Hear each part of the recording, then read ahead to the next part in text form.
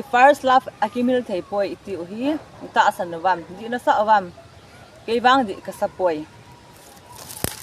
di kasahi be jing kenvang di kasapoi kati hi nang ba first love bon ne lo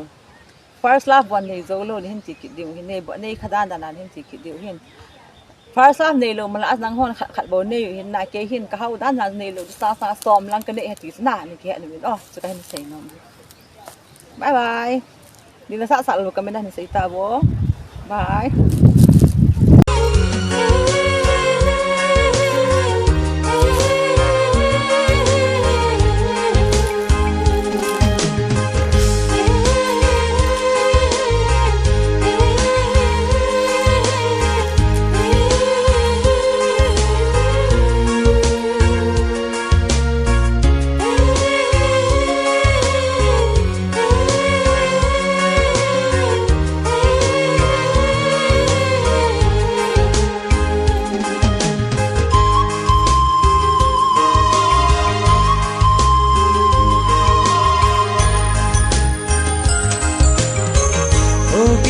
Trong ấy